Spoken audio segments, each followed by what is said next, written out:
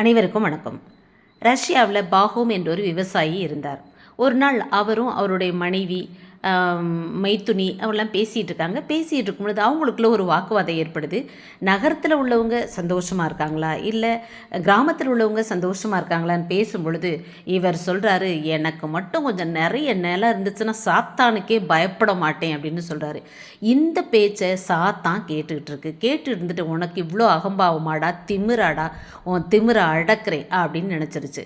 அந்த சமயத்தில் அவர் கொஞ்சமாக நிலம் வாங்குறாரு. அவர் நிலம் வாங்கணும்னு ஆசை. இந்த ஆசை பேராசையாக மாறுது. இன்னும் நிலம் வாங்கணும், இன்னும் நிலம் வாங்கணும்னு பக்கத்தில் உள்ளவங்களாம் அடித்து பிடிச்சி சண்டை, மோதல், பிரச்சனை, அவமானம், அசிங்கம் இப்படி இருக்கிற சமயத்தில் ஒரு விஷயத்தை கேள்விப்படுறார். அதை பாஷ்கீர்கள் அப்படின்னு ஒரு எளிய பழங்குடியினர் அவங்க இருக்காங்க. அவங்களோட நிலம் ரொம்ப செழிப்பான நிலம். அந்த நிலத்தை ஒரு பணத்துக்கு, குறைவான பணத்துக்கு விற்கிறாங்க அப்படின்னு கேள்விப்படுறான். கேள்விப்பட்டோடனே அங்கே ஒரு நூதனமான ஒரு ஆஃபர் தர்றாங்கன்னு கேள்விப்படுறான். உடனே அங்கே போகிறான். அங்கே போய் எனக்கு நிலம் வேணும் அப்படின்னு கேட்குறான்.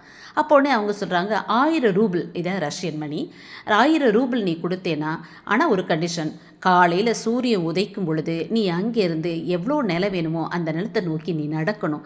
அப்புறம் சூரியன் மயங்கிறதுக்குள்ளே, அதாவது மங்குறதுக்குள்ளே, இருட்டுறதுக்கு முன்னாடி எந்த இடத்துல தொடங்குனியோ அந்த இடத்துக்கு வந்துடணும்னு சொல்கிறாங்க. இவருக்கு பயங்கர சந்தோஷம்.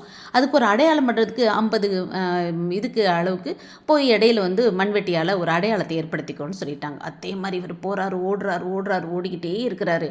ஐயோ சூரியன் மறைய போதேன்னு சொல்லிட்டு திரும்ப ஐயோ தொடங்கின இடத்துக்கு வரணுமேனு ஓடி வரும் பொழுது அந்த இடத்துல அவ்வளோதான், கீழே விழுந்தவர் செத்து போயிட்டார்.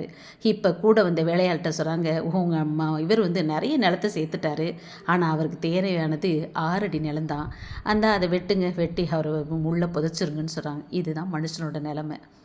இது ரஷ்ய எழுத்தாளர் லியோ டால்ஸ்டாய் அவர்களின் how much land does a man NEET அப்படிங்கிறது இந்த ஷார்ட் ஸ்டோரி. பேராசை இருந்தால் மனுஷரோட வாழ்க்கையை அழிச்சிரும். போதுங்கிற மனசு இருக்கணும். இது போதும் அப்படின்னு இருந்தோம்னா வாழ்க்கையில் இப்போது சந்தோஷமாக இருக்கும். அதுதான் இப்போதைய தேவை. ரொம்ப ஆசைப்பட வேண்டாம், பேராசைப்பட வேண்டாம். நீங்கள் உங்களுக்குள்ளதை கொண்டு சந்தோஷமாக இருங்க. உங்களுக்கு இந்த கதை பிடிச்சிருந்தா லைக் பண்ணுங்கள், ஷேர் பண்ணுங்கள். தேங்க்யூ.